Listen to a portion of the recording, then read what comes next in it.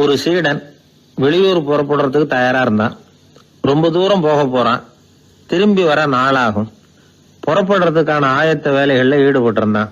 அந்த சமயம் பார்த்து இன்னொரு சீடன் அவங்கிட்ட வந்தான். நம்ம குரு உன்னை அழைச்சிட்டு வர சொன்னார், வா அப்படின்னு கூப்பிட்டான். இவன் உடனே புறப்பட்டு போனான். குருநாதரை பார்த்தான். அவர் காலில் விழுந்து வணங்கினான். வணங்கிவிட்டு எழுந்திரிச்சான். அவ்வளவுதான்.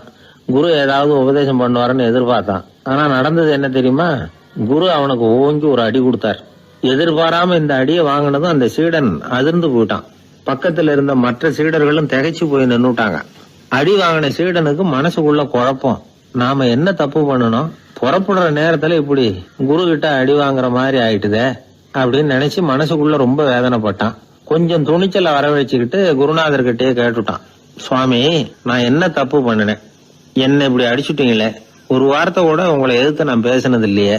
இவ்வளவு காலமா உங்க விருப்பத்துக்கு விரோதமா ஒரு காரியம் கூட நான் செஞ்சது இல்லையே. வந்ததும் வராததுமா ஒண்ணுமே சொல்லாம என்ன அடிச்சுட்டீங்களே. குருவே, நான் செஞ்ச குற்றம் தான் என்ன அப்படின்னு கண்ணீரோட பரிதாபமா கேட்டானா அந்த சீடன். ஆனா அந்த குரு முகத்துல கொஞ்சம் கூட கோபம் இல்லை. அவர் சிரிச்சுக்கிட்டே நின்னுகிட்டு இருந்தாராம். அதுக்கப்புறம் சொன்னாராம், என்னுடைய அருமை சீடனே, நீ ஒரு தவறும் பண்ணல. நான் உன்னை அடிச்சது நீ ஏதோ தப்பு பண்ணிவிட்டேங்கிறதுக்காக இல்ல. நீண்ட பயணம் போக போறேன். ஞாபகமா ஏதாவது கொடுத்து அனுப்ப வேணாமா? நீ ஞானம் பெற்ற பிறகுதான் திரும்பி வர போறேங்கிறது எனக்கு தெரியும். அதுக்கு பிறகு உன்னை வந்து அடிக்க முடியுமா? அதனால இப்ப கிடைச்சிருக்கிற இந்த வாய்ப்பை பயன்படுத்திக்கிட்டேன். அப்போதைக்கு இப்பவே அடிச்சுட்டேன், அவ்வளவுதான், வேற ஒண்ணும் இல்லை அப்படின்னாராம். குரு சிரிச்சுக்கிட்டே இப்படி சொல்றார். இருந்தாலும் இதுவும் ஒரு உபதேசம் தான். அதிர்ச்சிகளால விழிப்படைய வைக்கிறதும் ஒரு வழிதான். இது ஜென் வழி. பெரும்பாலும் அதிர்ச்சியின் மூலமாகவே ஞான தரிசனத்தை அருள்கிறவர்கள் தான் ஜென் குருமார்கள். நம்ம தியானம் தான் ஜென். இந்தியாவிலிருந்து சீனாவுக்கு போய் கொஞ்சம் பேர் மாறி வளம் பெற்று ஜப்பான்ல ஜென் ஆகி வளர்ந்துருக்குது, அவ்வளவுதான். ஜென்கிறது தியானம். எதை நினைச்சும் தியானிக்கிறது இல்ல, எல்லாத்திலையும் தியானம் இருக்கிறதா சொல்லுது ஜென். பேசுறது, இருக்கிறது, நடக்கிறது, சாப்பிடுறது, சிரிக்கிறது, தூங்குறது, தொழில் செய்யறது அல்லது சும்மா இருக்கிறது எல்லாமே தியானம் தான். ஜென்கிறது ஒரு சுய தரிசனம். தன்னைத்தானே அடையாளம் கண்டுகொள்கிறது தான் அது. இல்லாத எதையும் தேடி கண்டுபிடிக்கிறது இல்ல. சென் மார்க்கத்தை பத்தி ஓஷோ என்ன சொல்றாரு தெரியுமா? காணாமல் போன தன்னுடைய மூக்கு கண்ணாடி தன்னுடைய மூக்கின் மேல் இருப்பதை கண்டுகொள்வது போன்றது சென் அப்படிங்கிறார். நம்மால் இன்னொருத்தர் முகத்தை ரொம்ப நேரமா உத்து பார்த்துக்கிட்டு இருந்தார். என்ன பாக்குறீங்கன்னாரு அவரு. நீங்க போட்டிருக்கீங்களே மூக்கு கண்ணாடி, அதை தான் பாக்குறேன்னாரு இவரு. நீங்க அப்படி பாக்குறதுக்கு விசேஷ காரணம் ஏதாவது உண்டான்னு கேட்டார் இவர். உண்டுன்னார். என்னன்னு கேட்டார். நேத்திக்கு காணாம போன என்னோட மூக்கு கண்ணாடி அது அப்படின்னாராம் இவர். ஒரு ஊர்ல ஒரு குரு இருந்தார். ஒரு நாள் அவரை தேடிட்டு ஒருத்தன் வந்தான். உனக்கு என்ன வேணும்னு கேட்டார் குரு. எனக்கு ஞான தெளிவு வேணும், அதுக்கு உங்க உபதேசம் எனக்கு தேவைன்னா. உபதேசம் வேணும்னா அதை பெற்றுக்கொள்ளுகிற அளவுக்கு தகுதி உள்ளவனா உன்னை தயார்படுத்திக்கணுமேன்னார். அதுக்கு நான் என்ன செய்யணும் சொல்லுங்கன்னா, முதல்ல நீ செய்ய வேண்டியது என்னன்னா, உங்ககிட்ட இருக்கிற எல்லா கெட்ட குணங்களையும் விட்டுட்டு 1 வருஷம் கழிச்சு வா, அப்புறம் பாக்கலான்னாரு. அவ்வளவுதானே, சரின்னு சொல்லிவிட்டு அவன் போயிட்டான். 1 வருஷம் கழிச்சு வந்தான். அவன் அங்க வந்து சேர்ந்த சமயத்துல அந்த ஆசிரமத்தின் மண் தரைய ஒரு வேலைக்காரன் பெருக்கி சுத்தம் பண்ணிட்டு இருக்கிறான். அந்த மண் தரையிலிருந்து எழுந்த புழுதி அதிகமா இருந்தது. அது காத்துல கலந்தது. சீடனையே மறைக்கிற அளவுக்கு ஆயிட்டுது. ஒரே புழுதி மயம். சீடனுக்கு கோபம் வந்துட்டுது. அந்த வேலைக்காரனை அடிக்கிறதுக்காக கைய வாங்கிட்டு போனான். அவன் ஓடி போய் குரு கிட்ட சொல்லிவிட்டான். குருவே, உங்க உத்தரவுப்படிதான் நான் தரையை சுத்தம் பண்ணேன், ஆனா அந்த ஆளு என்ன அடிக்க வர்றான் அப்படின்னா. குரு பார்த்தார். அந்த சீடனை கூப்பிட்டார். இத பாருப்பா, உன்னுடைய எண்ணங்கள்ல பாம்பு புகுந்துட்டுது. அதையெல்லாம் விரட்டி அடிச்சு விட்டு 1 வருஷம் கழிச்சு வா, அதுக்கப்புறம் பாக்கலான்னுட்டார். சீடன் யோசனை பண்ணான். சரின்னு சொல்லிட்டு போயிட்டான். 1 வருஷம் கழிச்சு மறுபடியும் வந்தான். இப்போ அவன் வர்ற சமயத்துல அந்த வேலைக்காரன் என்ன பண்ணான் தெரியுமா? குரு கட்டளைப்படி தரையை பெருக்கினான். அப்புறம் அந்த புழுதியை எடுத்து வேணும்னே அந்த சீடன் மேல தூவனான். அவ்வளவுதான். சீடனுக்கு மகாகம் வந்துட்டுது.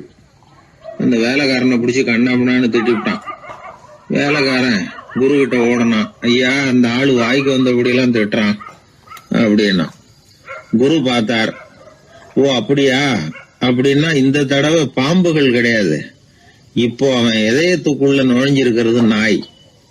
அதை விரட்டி அடிச்சு விட்டு இன்னும் ஒரு வருஷம் கழிச்சு அவனை வர சொல், அப்புறம் பார்க்கலாம் அப்படின்னு சொல்லி அனுப்பி வச்சுட்டார்.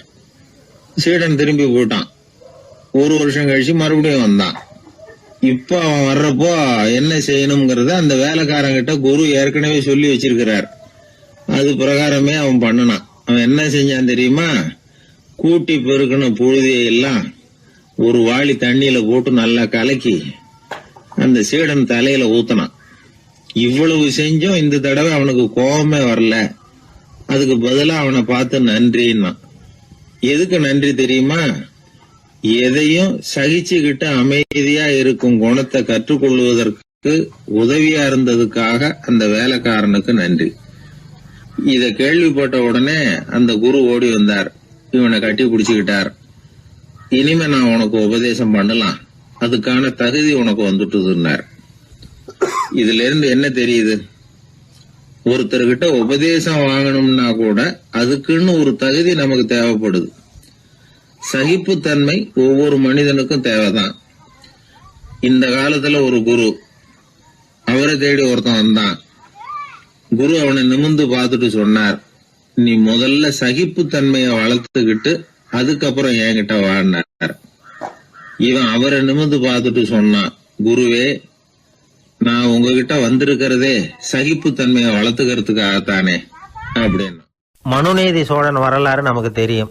அது மாதிரி நீதி தவறாத ஆட்சியாளர்கள் பல பேர் இருந்திருக்கிறாங்க இந்த உலகத்துல. ஹசரத் உமர் பின் கத்தாப் அப்படின்னு ஒருத்தர், இஸ்லாத்தின் 2வது கலீஃபா இவர். அவருடைய ஆட்சி காலத்துல நடந்த ஒரு நிகழ்ச்சி. இந்த மன்னருக்கு ஒரு மகன், அவர் பேரு அபு ஷஹ்மா. அந்த மிசர் நாட்டு கவர்னர் அமர் பின் நாஸ், அந்த மன்னருடைய மகன் கவர்னர் அவர்களுடைய கவனிப்புல இருந்தார். அந்த சமயத்துல ஒரு நாள் அவர் மதுபானா இருந்தனர். கவர்னருக்கு தெரிஞ்சு போச்சு. அவருக்கு தர்ம சங்கடமா போயிட்டுது. அவர் செஞ்சது மன்னருடைய மகன். கவர்னர் யோசனை பண்ணார். அவர் மெதுவா தன்னுடைய வீட்டுக்கு அழைச்சிட்டு வந்தார். அதிகமா அவரை கஷ்டப்படுத்தாம ஒரு சின்ன தண்டனை கொடுத்து பிரச்சனையை தீர்த்துட்டார். ஏதோ பேருக்கு ஒரு தண்டனை, அவ்வளவுதான். இது நடந்து கொஞ்ச நாள் கழிச்சு மன்னருக்கு இந்த விஷயம் தெரிஞ்சு போச்சு. தன்னுடைய மகன்கிறதுனால கவர்னர் லேசான தண்டனையோட விட்டுட்டார் அப்படிங்கறத புரிஞ்சுக்கிட்டார். உடனே கவர்னருக்கு தகவல் அனுப்பினார். அமர் பின் ஆஸ் அவர்களே, என்னுடைய மகன் மதுபானம் அருந்தி இருக்கிறான், அது உங்களுக்கு தெரிஞ்ச உடனே தண்டனை கொடுத்திருக்கிறீங்க. கலீஃபாவின் மகன்கிற காரணத்தினால குறைவான தண்டனையை கொடுத்ததாக கேள்விப்படுறேன். இது ஷரியத்தின்படி மாபெரும் குற்றம். உங்களுடைய நடத்தையும் மன்னிக்க கூடியதல்ல. இந்த கடிதம் கண்ட உடனே மகன் அபு ஷஹ்மாவை மதீனாவுக்கு அனுப்பி வைக்க வேண்டியது அப்படின்னு கடிதம் எழுதினார். அதை பார்த்தார் கவர்னர். உடனே கலீஃபாவின் மகனை மதீனாவுக்கு அனுப்பி வச்சார். மன்னர் முன்னாடி நீதி விசாரணை நடக்குது. தன்னுடைய மகனுக்கு சவுக்கடி வழங்கும்படியா உத்தரவிடுறார் ஹசரத் உமர் பின் கத்தாப். தண்டனை நிறைவேற்றப்பட்டது. கூடியிருந்தவர்கள்லாம், ஐயா கொஞ்சம் கருணை காட்டுங்க அப்படின்னு சொல்லி மன்னர்கிட்ட வேண்டிக்கிட்டாங்களாம். இந்த வேண்டுகோளை மன்னர் ஏத்துக்கல. நீதியின் முன்னால் தந்தை மகன் அன்பு நேசம் உறவு இந்த முறைகளை எல்லாம் கவனிக்க முடியாது. குற்றம் செஞ்சவர் தண்டிக்கப்பட வேண்டியவர், அவர் யாரா இருந்தாலும் சரி அப்படின்னாராம். எல்லா ஆட்சியாளர்களுமே கவனிக்க வேண்டிய ஒரு செய்தி இது. அவர் ஒரு நாள் தன்னுடைய அரசாங்க கணக்கு வழக்குகளை பார்த்துட்டு இருக்கிறார். அந்த சமயத்துல அவரை பார்க்க ஒரு பெரிய மனிதர் வந்தார். இவர் தன்னுடைய சொந்த வேலை காரணமா வந்திருக்கிறார் அப்படிங்கறத அவர் புரிஞ்சுக்கிட்டார். உடனே அது வரைக்கும் எரிஞ்சுகிட்டு இருந்த விளக்க அணைச்சுட்டு இன்னொரு விளக்க ஏற்றி வச்சுக்கிட்டாராம். இந்த செயலுக்கு என்ன காரணம்னு கேட்டிருக்கிறார் வந்தவர். இதுக்கு அவரு சொன்னார், ஐயா, நீங்க வந்த போது இங்க எரிஞ்சுகிட்டு இருந்தது அரசாங்க விளக்கு, இப்ப எரியறது சொந்த விளக்கு. சொந்த விஷயங்களை பேசுறப்போ அரசாங்க பணத்தை செலவு பண்ணக்கூடாது, அதனாலதான் விளக்க மாத்தினேன் அப்படின்னாராம். இப்படி எல்லாம் பல பேர் இந்த உலகத்துல இருந்திருக்கிறாங்க. ஆனா இப்ப எல்லாம் பல பேர் அப்படி இருக்கிறது இல்ல. ஒருத்தர் அப்படிதான் அரசாங்க விஷயங்களை பார்த்துக்கிட்டு உட்கார்ந்து இருக்கிறார். அந்த சமயத்துல ஒரு பெரிய தொழில் அதிபர் அவரை பார்க்க வந்திருக்கிறார். இவரு சடார்னு எழுந்திருச்சு எரிஞ்சுகிட்டு இருந்த விளக்க அணைச்சுட்டார். எங்கும் ஒரே இருட்டு. ஏன் விளக்க அணைச்சுட்டீங்கன்னு கேட்டிருக்கிறார் வந்தவர். இங்க நடக்கிறது மத்தவங்க கண்ணுல பற்றக்கூடாது அப்படிங்கறதுக்காக தான் விளக்க அணைச்சேன். நீங்க கொண்டு வந்திருக்கிறத அப்படி ஒரு ஓரமா வச்சுட்டு போடுங்க, அதுக்கப்புறமா விளக்க போட்டு நான் எடுத்துக்கிறேன் அப்படின்னாராம் இவர். ஒரு குழந்தை அம்மா கிட்ட போச்சு, அம்மா என்ன தூக்கிக்கா. உடனே அந்த அம்மா அந்த குழந்தைய தூக்கி இடுப்புல வச்சுக்கிறாங்க. எந்த பக்கம் வச்சுக்கிறாங்க? இடது பக்கம். பொதுவா குழந்தைய தூக்குறவங்க யாரும் வலது பக்கம் இடுப்புல வச்சுக்கிறது இல்ல. விவரம் தெரியாத சில ஆம்பளைகளை அப்படி தூக்கி வச்சுக்கிட்டு அலையிறது உண்டு. ரொம்ப காலமாவே குழந்தைகளை இடுப்புல இடது பக்கமா வச்சிருக்கிற பழக்கம் தான் இருந்து வந்திருக்குது. இதுக்கு ஆய்வாளர்கள் என்ன காரணம் சொல்றாங்க தெரியுமா? அப்படி இருந்தாதான் குழந்தை சொல்றத குழந்தை நினைக்கிறத தாயினால நல்லா உணர முடியுதாம். இடது பகுதி ஆட்சி பண்றது குறிப்பா காதின் தலைமையாக இருக்கிறது வலது பக்கம் தான். அதனால தாய் குழந்தைக்கு பதில் சொல்லவோ அது என்ன கேக்குதுங்கிறத சீக்கிரமா புரிஞ்சுக்கிட்டு நடந்துக்கவோ அதுதான் சௌரியம் அப்படின்னு ஆய்வாளர்கள் இதுக்கு காரணம் சொல்றாங்க. இதனால என்ன ஆகுதான், தாய்க்கும் குழந்தைக்கும் நெருக்கம் அதிகமாகுதான், குழந்தைக்கும் பாதுகாப்பு அதிகமா. அது மட்டும் இல்ல, ஒரு தாய் தன்னுடைய குழந்தைய இடுப்புல சுமக்கிறதுனால அவள் நினைக்கிறத அவளோட இதய துடிப்ப குழந்தை உணர்தான். 9 மாதத்துக்கும் அதிகமா இருந்த இடம் இல்லையா, அதனால அவளை பத்தி நல்லா அறிந்து கொள்ளுகிற வாய்ப்பும் குழந்தைக்கு கிடைக்குது. நம்ம முன்னோர்கள் ரொம்ப காலத்துக்கு முன்னாடியே வலது கையை பார்க்க ஆரம்பிச்சிட்டாங்களாம். அவங்க பயன்படுத்திய கல் ஆயுதங்கள்லாம் வலது பக்கமா தான் தீட்டப்பட்டிருக்குது. அதுல இருந்து நமக்கு என்ன தெரியுதுன்னா, வலது கையை தான் உபயோகப்படுத்தி இருக்கிறாங்கிறது தெரியுது. இப்படி எல்லாம் இருந்தா கூட இன்னைக்கு நம்மள 10ல் ஒருத்தருக்கு ஒரு பழக்கம் உண்டு, அது இடது கை பழக்கம். ஆனாலும் 2 கைகளும் ஒற்றுமையா இருக்கிறதுக்கு தான் ரொம்பவும் முயற்சி பண்ணுதான். இப்போ வலது கை பழக்கம் உள்ளவங்க பேசுறதுக்கு, எழுதுறதுக்கு, செயல்படுத்துற தலைமையகம் தலையின் பின்புறம் பிடரியில் இருக்குது. இடது கை பழக்கம் உள்ளவங்களுக்கு மூளையில 2 பக்கங்கள்லயும் தலைமையகம் இருக்குது. இது விஞ்ஞானிகள் சொல்றது. எத்தனையோ மேதைகள் இடது கை பழக்கம் உள்ளவங்களா இருந்திருக்கிறாங்க. அமெரிக்க மேதை பெஞ்சமின் பிராங்கிலின், இத்தாலிய ஓவியர் லியோனார்டோ டாவின்சி, இப்படி நிறைய பேர் இருந்திருக்கிறாங்க, இப்பவும் இருக்கிறாங்க. காலங்காலமா இயல்பாவே இடது கை பழக்கம் இருந்து வந்திருக்குது. அப்படி இருக்கிறப்போ வலது கை எப்போ இடது கைய வென்றது, ஜெயிச்சது அப்படிங்கிற விவரம் இன்னமும் யாருக்குமே புரியல. ஆய்வாளர்களுக்கும் புரியல. அவங்களும் யோசிச்சுக்கிட்டு இருக்கிறாங்க. உலகம் இடது பக்கமா தான் சுத்துது. வானத்துல இருக்கிற வெள்ளி வீதி, அப்புறம் அணுவுல இருக்கிற துணுக்குகள், உடம்புல இருக்கிற அமினோ அமிலம், இப்படி எல்லாமே இடதுபுறமா தான் இயங்கிட்டு இருக்குது. இவ்வளவு செய்திகள் இடது கைக்கு ஆதரவா இருக்கிறப்போ அது எப்படி வலது கை கிட்ட ஏமாந்தது அப்படிங்கிற ரகசியம் இன்னமும் யாருக்கும் தெரியலையா. இது சம்பந்தமா ஆராய்ச்சி பண்றவங்களுக்கு இது இன்னமும் ஒரு பிரச்சனையா தான் இருக்குதான். இப்படி இடது கை ஒதுங்கிட்டதுனால இப்பெல்லாம் வலது கைக்கு தான் மரியாதை அதிகமா போச்சு. ஒரு ஆசாமி இடது கையில கட்டு போட்டுட்டு வந்தானா, கையில என்னப்பா கட்டுன்னு விசாரிச்சிருக்கிறார் ஒருத்தர். ஒரு இயந்திரத்தை பிரிச்சு ரிப்பேர் பார்த்துக்கிட்டு இருந்தேன், மறுபடியும் அதை ஓட விட்டு பாக்குறப்போ இடது கை விரல் மாட்டிக்கிட்டது, அதுதான் கட்டு அப்படின்றான். நல்ல வேளை வலது கை மாட்டி இருந்தா உன்னால சாப்பிட கூட கஷ்டமா போயிருக்குமே என்னார் அவர். இதுக்கு அவன் சொன்னானா, முதல்ல வலது கை தாங்க மாட்டிக்க இருந்தது, நான் தான் உடனே புத்திசாலித்தனமா அதை இழுத்துக்கிட்டு இடது கையை கொடுத்தேன் அப்படின்றான். இவன் எப்பேற்பட்ட புத்திசாலி பாருங்க. இந்த வலது கை இடது கைங்கிறத பத்தி அறிவியல் ஆராய்ச்சி ஒரு பக்கம் இருந்தாலும் கை சுத்தமா இருக்கணும், இது வாழ்க்கைக்கு முக்கியம். உண்மை, உழைப்பு, நேர்மை இதெல்லாம் இருந்தாதான் வாழ்க்கையில முன்னேற முடியும். அதனால இந்த இடது கை பழக்கம், வலது கை பழக்கம் எது எப்படி இருந்தாலும் அது ஒருத்தருடைய புத்திசாலித்தனத்தை பாதிக்கிறது இல்ல. அதனால வாழ்க்கையில முன்னேறதுக்கு இது ஒரு இடைஞ்சலா இருக்கிறது இல்ல. நாம நம்ம உடம்பையும் புரிஞ்சுக்குவோம், மனசையும் புரிஞ்சுக்குவோம். அப்படி புரிந்து கொண்டு வாழ்க்கையில முன்னேறுவோம். ஒரு இளைஞன், வசதியான குடும்பம், அவனுக்கு வாழ்க்கையில நிம்மதி இல்ல, வாழவே பிடிக்கல, எல்லாம் வெறுத்து போச்சு. என்ன பண்ணலாம்னு யோசனை பண்ணான். ஒரு குருவை தேடிட்டு போனான். அவர்கிட்ட தான் வந்த விவரத்தை சொல்லி ஏதாவது வழி சொல்லுங்க சுவாமின்னு கேட்டான். அவரு பார்த்தார். சரி, அதுக்கு முன்னாடி உன்னை பத்தி கொஞ்சம் சொல்லு, எவ்வளவு படிச்சிருக்கிற, என்ன தெரியும் உனக்கு அப்படின்னு கேட்டார். சுவாமி, நான் ஒழுங்கா படிக்கல, எதுவும் தெரியாது, ஆனா கொஞ்சம் சதுரங்கம் ஆட தெரியும் எனக்கு, அவ்வளவுதான். குரு கொஞ்சம் யோசனை பண்ணார். பக்கத்துல இருந்த ஒரு சீடனை கூப்பிட்டார். அவங்கிட்ட ஒரு பேரை சொல்லி, நீ உடனே போய் அந்த பிக்ஷுவை இங்க கூப்பிட்டுட்டு வா அப்படின்னார். வரும்பொழுது ஒரு சதுரங்க பலகையும் அதுல விளையாடுறதுக்கான காய்களையும் எடுத்துட்டு வா, அப்படியே நம்ம சீடர்கள் எல்லாரையும் இங்க வர சொல்லு அப்படின்னு சொன்னார். கொஞ்ச நேரத்துல எல்லாரும் வந்து சேர்ந்தாங்க. சதுரங்க பலகையை கொண்டாந்து வச்சாங்க. அந்த பிக்ஷுவும் சேர்ந்தார். குரு முன்னாடி அடக்கமா நின்னார். குரு அவரை கிட்டத்துல கூப்பிட்டு கொஞ்ச நேரம் சதுரங்கம் ஆடணும்னார். அந்த பிக்ஷுவுக்கு சதுரங்கம்னா என்னன்னு தெரியாது, இருந்தாலும் மறுப்பு எதுவும் சொல்லல. குரு சொன்னார், பிக்ஷுவே, நீர் என்னுடைய சீடர், என்னுடைய பேச்சை மறுக்காதவர், உம்முடைய அடக்கத்தையும் பணிவையும் நான் அறிவேன், எனக்காக உயிரையும் கொடுக்கறதாக சொல்லி இருக்கிறீங்க. இப்போ அதுக்கான வாய்ப்பு வந்திருக்குது. நீங்க இந்த இளைஞனோட சதுரங்கம் ஆடணும். தோத்து போனா இந்த வாளால தலையை சீவி விடுவேன், ஆனா இறந்தாலும் உமக்கு சொர்க்கம் நிச்சயம். நீங்கள் வெற்றி பெற்றுட்டா தோற்று போன இந்த இளைஞனின் தலையை சீவி விடுவேன். சரி, இப்போ நீங்க ஆட ஆரம்பிக்கலாம்னார். ஆட்டம் ஆரம்பமாச்சு. அந்த பிக்ஷு முகத்துல சலனமே இல்ல. சாவை பத்தி கவலைப்பட்டதாவே தெரியல. எதுவும் புரியலன்னாலும் குருவின் கட்டளைங்கிறதுனால ஏதோ ஒரு காயை நகர்த்திட்டு இருந்தார். சுத்தி இருந்த சீடர்கள் முகத்துல திகில், பயம், பாவம், நம்ம பிக்ஷு நிலைமை இப்படி ஆயிட்டுதே அப்படிங்கிற கவலை. குரு கையில பெரிய வாள் பளபளப்பா தயாரா இருக்குது. பிக்ஷு காயை நகர்த்துறது ஆரம்பத்திலேயே ஆச்சரியமா தெரிஞ்சாலும் அவருக்கு சதுரங்கம் பத்தி எதுவுமே தெரியாதுங்கிறது இளைஞனுக்கு புரிஞ்சு போச்சு. அவனுக்கு உற்சாகம் வந்துட்டது. சுறுசுறுப்பா காய்களை நகர்த்த ஆரம்பிச்சான். பிக்ஷு கொஞ்சம் கொஞ்சமா தோத்துக்கிட்டே வந்தார். சுத்தி இருக்கிற சீடர்கள் முகத்துல சொல்ல முடியாத வேதனை. இளைஞன் முகத்துல மகிழ்ச்சி. நிமிர்ந்து பார்த்தான் எதிரில இருந்த பிக்ஷுவை. அவர் முகத்தை பார்த்ததும் இவனுக்கு ரொம்ப பாவமா இருந்தது. அந்த முகத்துலதான் எவ்வளவு சாந்தம், எவ்வளவு இனிமை, அவர் கண்கள்ல எவ்வளவு கருணை. இவர் சாகத்தான் வேணுமா? இளைஞன் யோசிக்க ஆரம்பிச்சான். நாம இறந்து போனா யாருக்கும் எந்த இழப்பும் இல்ல, வீணாகி போன தன்னுடைய வாழ்வும் சாவும் யாரையும் பாதிக்க போறதில்ல. ஆனா துறவியும் ஞானியுமான கருணை மிக்க இந்த பிக்ஷு இறந்தா அது எவ்வளவு பெரிய இழப்பு, அதுக்கு நாம காரணமா இருக்கிறதா அப்படின்னு நினைச்சு பார்த்தான் அந்த இளைஞன். உடனே கண்ணாமண்ணான்னு விளையாட ஆரம்பிச்சுட்டான். அதாவது தான் தோத்து போகணுங்கிறதுக்காகவே. ஆட்டத்தை கூர்ந்து கவனிச்சுக்கிட்டு இருந்த குரு திடீர்னு சதுரங்க பலகையை கழுத்து தள்ளினார். காய்கள்லாம் செதறி போட்டுது. எல்லாரும் திகைச்சு போட்டாங்க. யாருக்கும் வெற்றி தோல்வி இல்லைன்னு அறிவிக்கிறேன் குரு. தம்பி, உன்னுடைய மன ஒருமைப்பாட்டை கவனிச்சேன். முழுமையா ஆட்டத்துல மூழ்கி போனதையும் பார்த்தேன். கடைசியில உயிர் தியாகம் பண்ண முடிவெடுத்து தாறுமாறா ஆட ஆரம்பிச்சதையும் கவனிச்சேன். வாழ்க்கை என்னங்கிறதும் எந்த வாழ்க்கை பயனுள்ள வாழ்க்கைங்கிறதும் உனக்கு புரிஞ்சுட்டுது. இப்ப இங்க அதை நீ கத்துக்கிட்ட. உன்னுடைய மனம் பக்குவ நிலை அடைஞ்சுட்டுது. தியாகம் உன்னுடைய இதயத்துல குடி வந்துட்டுது. அது எங்க இருந்தாலும் நல்லதுதான். உனக்குள்ள இருந்துதான் அந்த தியாகம் வந்திருக்கு. அதை நீ அடையாளம் கண்டுபிடிச்சுக்கிட்ட. நீ இனிமே கொஞ்ச காலம் இங்கேயே இருந்துட்டு போகலாம். உன்னுடைய வாழ்வு பயனுள்ள வாழ்வா மாறும் அப்படின்னு சொல்லி அந்த குரு ஆசீர்வாதம் பண்ணார். இந்த காலத்திலயும் ஒருத்தர் அது மாதிரி தன்னுடைய வாழ்க்கையை பயனுள்ளதாக ஆக்கிக்கணும்னு ஆசைப்பட்டார். உடனே சதுரங்கம் ஆட ஆரம்பிச்சார். அப்புறம் சீட்டாட ஆரம்பிச்சார். கொஞ்ச நாள் கழிச்சு அவரை பார்த்த நண்பர் ஒருத்தர் கேட்டார், என்னங்க சீட்டாட ஆரம்பிச்ச பிறகு வாழ்க்கை பயனுள்ளதா ஆச்சா அப்படின்னு கேட்டார். ஆச்சுன்னார் அவர். யாருக்கு, உங்களுக்கான்னு கேட்டார். இல்லைங்க, நான் யாரோட ஆடுனனோ அவருக்கு வாழ்க்கை பயனுள்ளதா ஆச்சு அப்படின்னு ஒரு விளக்கம் கொடுத்தாராம். அதனால வாழ்க்கைங்கிறது ரொம்ப நுட்பமான ஒன்று. அந்த நுட்பமான வாழ்க்கையை புரிஞ்சுக்கிட்டு அதுக்கப்புறம் அதை பயனுள்ளதாக மாற்றிக்கொள்ள வேண்டியது மனிதர்களுடைய கடமை.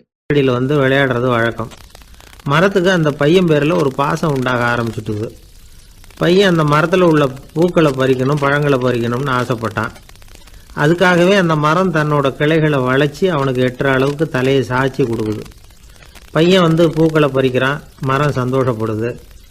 மரம் அன்பின் அடையாளம். அதனால் அது கொடுக்கறதுல சந்தோஷப்படுது. மனிதன் ஆணவத்தின் அடையாளம். அதனால் இவன் பறிக்கிறதுல சந்தோஷப்படுறான். பையன் வளர்ந்தான். அந்த மரத்தின் மடியிலேயே படுத்து தூங்கினான். பூக்களை பறித்து மலர் கிரீடம் பண்ணி தலையில் சூடிக்கிட்டான். பழங்களை பறித்தான், சாப்பிட்டான். அதை பார்த்து அந்த மரம் சந்தோஷப்பட்டுது. கொஞ்ச நாளாச்சு. பையன் இன்னும் கொஞ்சம் பெரியவனானான். அந்த மரத்து மேலே ஏறி கிளையில் உட்காந்துக்கிட்டு ஊஞ்சல் ஆட ஆரம்பித்தான். அவனுக்கு சௌகரியத்தை கொடுக்கறதுல மரத்துக்கு ஆனந்தம், மரத்துக்கு அசௌகரியத்தை கொடுக்கறதுல அவனுக்கு ஆனந்தம். இது அன்புக்கும் ஆணவத்துக்கும் உள்ள வித்தியாசம். பையன் இன்னும் கொஞ்சம் வளர்ந்தான். அவனுக்கு கடமை, லட்சியம் எல்லாம் சேர்ந்தது. படித்து பரீட்சை எழுதி பாஸ் ஆக வேண்டியிருந்தது. அதனால் மரத்துக்கிட்ட வர்றதில்லை அவன். ஆனால் மரம் இவனுக்காக காத்துக்கிட்டு இருக்குது. இவன் உலக விஷயங்களில் மூழ்கிட்டான். தற்செயலாக ஒரு நாள் அந்த பக்கமாக போனான். மரம் அவனை பார்த்துது. மறந்துட்டியா என்ன, நான் உன்னை பார்க்கணும்னு ஆவலாக காத்துக்கிட்டு இருக்கேனே அப்படின்னுது. இவன் பார்த்தான். நீ என்ன வச்சிருக்கிற, நான் உங்ககிட்ட ஏன் வரணும், உங்ககிட்ட பணம் இருக்குதா சொல்லு, வர்றேன். ஏன்னா நான் இப்போ பணத்தை தான் தேடிக்கிட்டு இருக்கிறேன் அப்படின்னா. உனக்கு பணம் தானே வேணும், என்னுடைய பழங்களை பறிச்சுக்கோ, அதையெல்லாம் விற்பனை பண்ணு, பணம் கிடைக்கும் அப்படின்னு அந்த மரம். உடனே அவன் மரத்தில் ஏறினா, பழங்களை பறித்தான். பழுக்காத காய்களையும் சேர்த்து பறித்தான். தன்னோட கிளை கொம்புகள் உடைஞ்சா கூட அதுக்காக அந்த மரம் கவலைப்படலை, சந்தோஷப்பட்டது. இவன் பழங்களை பொறுக்கிட்டு அந்த மரத்துக்கு ஒரு நன்றி கூட சொல்லாமல் அவன் பாட்டுக்கு போட்டான். அதுக்கப்புறம் அந்த பக்கமே திரும்பலை. பணம் சம்பாதிக்கிறதுலேயே குறியாக இருந்தான். மரத்துக்கு மறுபடியும் வருத்தம், அவன் வரலையேன்னு. பல வருஷம் கழித்து அவன் வந்தான். வா மகனே, என்னை கட்டி பிடிச்சிக்கொண்டுது அந்த மரம். நான் என்ன இன்னமும் சின்ன பிள்ளையா உன்னை கட்டி பிடிச்சிக்கிறதுக்கு அப்படின்னா அவன். நான் இப்போ ஒரு வீடு கட்ட போகிறேன், அதுக்கு உன்னால் உதவ முடியுமா அப்படின்னா. என்னுடைய கிளைகளை வெட்டிக்கோ அப்படின்னுது மரம். கொஞ்ச நேரத்தில் மரத்தை அப்படியே மொட்டை அடிச்சுட்டான். மறுபடியும் கொஞ்ச காலம் கழிச்சு அந்த மனுஷன் வயசாகி ரொம்ப கிழவனாக போட்டான் அவன். அதுக்கப்புறம் வந்தான். நான் தூர தேசங்களுக்கு போய் பணம் சம்பாதிக்கணும்னு ஆசைப்படுறேன். நான் பிரயாணம் பண்ணுறதுக்கு ஒரு படகு தேவை, அதுக்கு நீ உதவி செய்ய முடியுமான்னா. அது ஒன்றும் பெரிய பிரச்சனை இல்லை, என்னுடைய அடிமரத்தை வெட்டிக்கோன்னுது அந்த மரம். அவன் வெட்டினான், படகு செஞ்சான், போயிட்டான். இனிமேல் திரும்பி வருவானோ மாட்டானோ அது தெரியாது. ஆனால் இந்த அடிமரம் அவனுக்காக காத்துக்கிட்டு இருக்கும். ஏன்னா இது அன்பின் அடையாளம், அவன் ஆணவத்தின் அடையாளம். அன்பு கொடுக்கறதுக்கு தான் ஆசைப்படும், ஆணவம் வாங்கிறதுக்கு தான் ஆசைப்படும். இப்படி ஒரு கதையை ஒரு பெரியவர் சொல்லியிருக்கிறார். அதை நாம் சிந்திச்சு பார்க்கணும். எல்லாமே நாற்காலிக்கு ஆசைப்படாதவர்கள் அப்படின்னு சொல்லிட முடியாது. ஏன்னா நிறைய பேர் நாற்காலிக்கு ஆசைப்படுறவங்கள நாம் பார்க்குறோம். உட்கார்றதுக்கு ஒரு நாற்காலி கிடைச்சிடாதா, அதோட ஒரு கால் உடஞ்சி முக்காலியாக இருந்தாலும் பரவாயில்ல, ஒரு மாதிரியாக அனுசரித்து உட்காந்துக்கலாம் அப்படின்னு அலையிறவங்க எத்தனை பேர். இந்த காலத்தில் மட்டும்தான் அப்படின்னு இல்லை, அந்த காலத்துலேயும் இதே மாதிரி ஆசைகள் சபலங்கள் இருந்திருக்கும் போல இருக்கு. பரமசிவன் வசிஷ்டருக்கு ஒரு விசேஷமான ஆசனத்தை கொடுத்துருந்தாராம். சரி, அப்படி என்ன அதில் விசேஷம்னா, வசிஷ்டர் ஒரு குறிப்பிட்ட இடத்துக்கு போகணும்னு நினச்சி புறப்படுறாருன்னு வச்சுக்கோங்க. அவருக்கு முன்னாடியே இந்த ஆசனம் புறப்பட்டுரும். போய் ஒரு வசதியான இடமா பார்த்து இருந்துக்கும். வசிஷ்டர் போவார். அங்கே போனதும் எங்கே உட்காரலாம்ங்கிற இட பிரச்சனையெல்லாம் அவருக்கு ஏற்படுறதில்ல. அதுதான் இவருடைய இருக்கை அங்கே முன்னாடியே போய் காத்துக்கிட்டு இருக்குதே. நேராக போவார், அதில் உட்காந்துக்குவார். மற்ற முனிவர்கள்லாம் இதை பார்த்தாங்க. அவங்களுக்கு பொறாமையாக இருந்துதான். எல்லாரும் ஒரு இடத்துல கூடி இதை பற்றி பேசியிருக்கிறாங்க. என்ன இது, நாமளும் அவரை மாதிரி தானே இருக்கிறோம், இருந்தாலும் நமக்கும் அது மாதிரி ஒரு ஆசனம் கிடைக்கலையே அப்படின்னு யோசனை பண்ணியிருக்காங்க. சரி, நேராக பரமசிவன்கிட்டே போவோம், இதை பற்றி கேட்போம் அப்படின்னு நினச்சிக்கிட்டு போனாங்களாம். பரமசிவனை பார்த்துருக்குறாங்க. ஐயா, நாங்களும் முனிவர்கள் தானே, வசிஷ்டர் பண்ணுறது மாதிரி நாங்களும் உங்களை குறித்து கடும் தவம் பண்ணிக்கிட்டு தானே இருக்கிறோம். அப்படி இருக்கும் பொழுது அவருக்கு மட்டும் ஏன் இந்த விசேஷ சலுகை அப்படின்னு கேட்டிருக்காங்க. அதுக்கு பரமசிவன் சொன்னாராம், முனிவர்களே, உங்கள் கேள்விக்கு நான் பதில் சொல்கிறேன், ஆனால் அதுக்கு முன்னாடி நீங்கள் ஒரு காரியம் பண்ணணும்னாராம். என்ன செய்யணும் சொல்லுங்கன்னு இருக்காங்க. நீங்கள் ஒவ்வொருத்தரும் தனித்தனியாக போய் உங்களை விட உயர்ந்த ஒருத்தரை தேடி கண்டுபிடிச்சி அவருக்கு அதிதி பூஜை பண்ணி அவரை ஒரு மண்டலத்துக்குள்ளே என்கிட்ட அழைச்சிட்டு வந்துருங்க அப்படின்னாராம். சரின்னு எல்லாரும் புறப்பட்டுருக்காங்க. அவங்க போனதுக்கப்புறம் நந்தி தேவனை அழைச்சி வசிஷ்டரை கூப்பிட்டுக்கிட்டு வர சொன்னாராம். அவர் வந்தார், வணங்கினார். வசிஷ்டரே, இன்னையிலேருந்து ஒரு மண்டலத்துக்குள்ளே உங்களை விட தாழ்ந்தவர் ஒருத்தரை தேடி கண்டுபிடிச்சி அவருக்கு அதிதி பூஜை பண்ணி அவரை என்கிட்ட கூப்பிட்டுட்டு வாங்கன்னு விட்டார். சரின்னு இவரும் புறப்பட்டு போயிட்டார். கொஞ்ச நாள் ஆச்சு. முனிவர்கள்லாம் திரும்பி வந்தாங்க. பரமசிவன் முன்னாடி நின்னாங்க. ஐயா, எவ்வளவோ தேடி பார்த்துட்டோம், எங்களை விட உயர்ந்தவர்கள் யாருமே கிடைக்கல அப்படின்னாங்களாம். வசிஷ்டரும் சேர்ந்தார். ஐயா, எவ்வளவோ தேடி பார்த்தேன், என்னை விட தாழ்ந்தவர் யாருமே கிடைக்கல அப்படின்னாராம். அவரே தொடர்ந்து சொன்னார், என்னுடைய மனைவி எனக்கு அடங்கினவ தானே, அவளுக்காவது அதிதி பூஜை பண்ணி அழைச்சிட்டு வந்துடலாமான்னு யோசித்து பார்த்தேன். என்னோட மனசு அதுக்கும் இடம் கொடுக்கல. ஏன்னா அவளோட பதி விரதத்துக்கு முன்னாடி நாம் ஏமாத்திரம் அப்படின்னு யோசித்து பார்த்தேன். அதனால் அந்த எண்ணத்தையும் கைவிட்டுட்டேன் அப்படின்னு ரொம்ப வருத்தத்தோடு சொன்னாராம். இதை கேட்ட உடனே மற்ற முனிவர்களுக்கு வெக்கமாக போச்சு. இந்த உலகத்தில் நம்மளை விட மேலானவங்க யாருமே இல்லைன்னு நாம் நினைச்சோம். வசிஷ்டரோ தன்னை விட தாழ்வானவங்க யாருமே இல்லைன்னு நினைக்கிறார். பரமசிவன் ஏன் அந்த ஆசனத்தை அவருக்கு மட்டும் கொடுத்தார் அப்படிங்கிற கேள்விக்கான பதில் அவங்களுக்கு கிடச்சிட்டு தான். இந்த காலத்தில் நாம் எப்படி நினைக்கிறோம்னா, எல்லாரும் நம்மளை விட மட்டமானவங்கன்னு நினைக்கிறோம். அதனால் நாம் மட்டும் நாற்காலியில் உட்காந்தா போதும் அப்படின்னு நினைக்கிறோம். ஏமாந்து போனவங்க சந்தர்ப்பம் பார்த்து காலை வாரி விட்டுறாங்க, கீழே விழுந்து காலை உடச்சிக்கிறோம். அதுதான் இன்றைக்கி நடக்கிறது. ஒரு அம்மா தன்னோட வீட்டுக்காரரை ஒரு மனோதத்துவ டாக்டர்கிட்ட அழைச்சிட்டு போனாங்களாம். என்ன ப்ராப்ளம்னு கேட்டிருக்காரு டாக்டர். எங்கள் வீட்டுக்காரர் அடிக்கடி நாற்காலியில் உட்காந்து காலை உடச்சிக்கிறார் அப்படின்னாங்களாம். அப்படின்னா அந்த நாற்காலியில் தான் ஏதோ கோளாறு அப்படின்னாரான் டாக்டர். அப்படி இருக்க முடியாது டாக்டர் அப்படின்னாங்களாம் அந்த அம்மா. அது எப்படி அவ்வளோ உறுதியாக சொல்கிறீங்கன்னு கேட்டிருக்காரு அந்த டாக்டர். எங்கள் வீட்டில் நாற்காலியே கிடையாது டாக்டர், இவர் இருக்கிறதா நினச்சிக்கிட்டு உட்கார்றார், அதுதான் ப்ராப்ளம். ஒரே ஒரு ஊரில் ஒரு ராஜா இருந்தார், ரொம்ப நல்லவர். ஒரு நாள் அரண்மனையில் விசாரணை நடந்துக்கிட்டு இருக்குது. அதில் ஒரு வழக்கு. ஒரு விவசாயி புகார் கொடுக்குறார். என்ன புகார்னா, அவர் வயலில் ஆடுகள் மேய்ஞ்சி பயிரை அழிச்சுட்டுது. நிறைய உழைச்சி செலவு பண்ணி பயிரை உண்டாக்கி வச்சுருந்தேன், எல்லாம் போயிட்டுது. இனிமேல் நான் என்ன செய்கிறது, நீங்கள் தான் சரியான தீர்ப்பு வழங்கணும் அப்படின்னார் அந்த விவசாயி. அந்த ஆடுகளுக்கு சொந்தக்காரர் யாருன்னு கண்டுபிடிச்சி அரண்மனைக்கு அழைச்சிட்டு வாங்கன்னு உத்தரவு போட்டார் ராஜா. சேவகர்கள் போனாங்க, ஆளை கண்டுபிடிச்சாங்க, கூப்பிட்டுக்கிட்டு அரண்மனைக்கு வந்துட்டாங்க. ராஜா விசாரணை பண்ணார். அப்புறம் விசாரித்து முடிச்சுவிட்டு தீர்ப்பு வழங்கினார். இந்த விவசாயி அடைந்திருக்கிற இழப்புக்கு ஈடாக உன்னுடைய ஆடுகளை அவங்ககிட்ட கொடுத்துட வேண்டியது அப்படின்னு சொல்லிவிட்டார். உன்கிட்ட இருக்கிற ஆடு பூரா அவன்கிட்ட கொடுத்துரு, அந்த ஆட்டுனால் ஏற்பட்ட இழப்பு சரியாக போகட்டும் அப்படின்னு தீர்ப்பு வழங்கிட்டார். அந்த மன்னருடைய மகன் இதை பார்த்துக்கிட்டே உட்காந்துருந்தான். இந்த தீர்ப்பை இன்னும் கூட சிறப்பாக வழங்கலாமே அப்படின்னு நினச்சான். அப்பா கிட்ட சொன்னான். உடனே அந்த அரசர், சரி நீயே இதுக்கு சரியான தீர்ப்பு சொல்லு அப்படின்னார். அந்த இளவரசன் தீர்ப்பு சொல்கிறான். அவன் சொன்ன தீர்ப்பு என்னன்னா, உங்ககிட்ட இருக்கிற ஆடுகள் எல்லாத்தையும் ஒரு வருஷ காலத்துக்கு அந்த விவசாயிகிட்ட ஒப்படைச்சிட வேண்டியது. அந்த ஒரு வருஷத்துக்குள்ள அந்த ஆடுகள் போடுற குட்டிகள், பால், எரு எல்லாம் விவசாயம் எடுத்துக்க வேண்டியது. ஒரு வருஷத்துக்கு அப்புறம் உங்களுடைய ஆடுகளை நீங்களே திருப்பி வாங்கிக்க வேண்டியது. இதுதான் இளவரசன் சொன்ன தீர்ப்பு. இது சரியான தீர்ப்பு தான், இனிமே என்னுடைய அரச பொறுப்புகளை இளவரசர் வசம் ஒப்படைக்கிறேன் அப்படின்னு சொல்லி ஒப்படைச்சுட்டாராம். அதாவது தாவூத் நபி, சுலைமான் நபி இவர்களுடைய சரித்திரத்தில் இந்த சம்பவம் காணப்படுறதாக ஒரு நண்பர் சொன்னார். ஒரு தண்டனையை பெறுகிறவன் அதுக்கு பிறகு சமூகத்தில் நல்ல விதமாக வாழறதுக்கு வாய்ப்பு இருக்கிறது மாதிரி அமையணும் தீர்ப்பு. அதுக்கு இது ஒரு உதாரணம். சில தீர்ப்புகள் எப்படி அமைஞ்சு விடுதுன்னா, ஒரு தண்டனையை அனுபவித்து முடித்தவன் அதுக்கப்புறம் அவன் இந்த சமூகத்தில் நல்லவனாக வாழறதுக்கு நினச்சா கூட அதுக்கு தகுதி இல்லாதவன் அப்படிங்கிற அளவுக்கு சூழ்நிலை அமைஞ்சிருது. இது சிந்திக்க வேண்டிய ஒரு செய்தி. இன்னொரு ஊரில் ஒரு ராஜா இருந்தார். அவர் ஒரு நாள் ஒரு போட்டி வச்சார். என்ன போட்டின்னா, அரண்மனை வாசலில் ஒரு பெரிய நீச்சல் குளம், அதில் நிறைய விஷப்பாம்புகள். எந்த இளைஞன் துணிச்சலாக அதில் நீச்சல் குளத்தில் குதித்து நீந்தி கரையேறி வர்றானோ அவனுக்கு 100 ஏக்கர் நிலம் பரிசாக வழங்கப்படும். அது வேணாம்னா 1000 ஆடுகள் பரிசாக வழங்கப்படும். அதுவும் வேணான்னா என்னுடைய மகளை கல்யாணம் பண்ணிக்கலாம். இதுதான் மன்னருடைய அறிவிப்பு. பரிசுலாம் நல்லா தான் இருக்குது, இருந்தாலும் பாம்புகள் உள்ள குளம்ங்கிறது நல்லா இல்லையே, அதனால் யாரும் அதில் குதித்து நீஞ்சறதுக்கு முன் வரல. இருந்தாலும் திடீர்னு ஒரு இளைஞன் அந்த நீச்சல் குளத்தில் குதிச்சான், நீந்தினா ஒரு வழியாக கரையேறி வந்துட்டான். மன்னருக்கு ரொம்ப மகிழ்ச்சி. நீ தான் தைரியமான இளைஞன், வா இப்படின்னு கூப்பிட்டார். கிட்ட வந்தான். அந்த இளைஞன் தண்ணீர் சொட்ட சொட்ட நிற்கிறான். சரி, உனக்கு 100 ஏக்கர் நிலம் வேணுமான்னு கேட்குறார். வேண்டாங்கிறான். சரி, அப்படின்னா 1000 ஆடுகள் வேணுமான்னு கேட்குறார். அதுவும் வேணாங்கிறான்.